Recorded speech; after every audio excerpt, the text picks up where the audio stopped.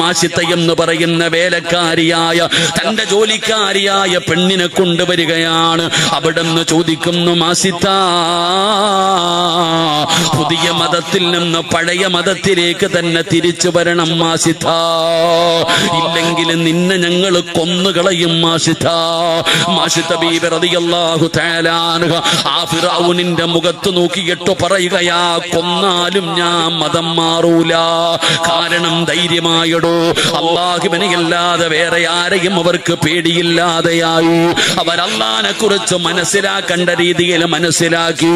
മാഷിത്ത പറയുകയാണ്, എന്നെ കൊന്നാലും ഞാൻ മതം മാറൂല. ഫിറഔനിന് വാസിയായി.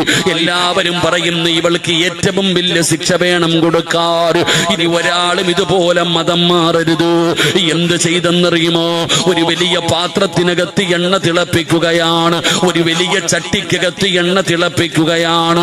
ആ തിളച്ചുമറിയുന്ന എണ്ണയുടെ മുമ്പിൽ കൊണ്ടുവന്ന് മാഷിത്താനെ നിർത്തുകയാണ്. മാഷിത്ത, മാറ്റമുണ്ടോ മാസിത്ത? നിങ്ങൾ എന്തു വേണമെങ്കിലും ചെയ്തോ, ഞാൻ മതം മാറൂല.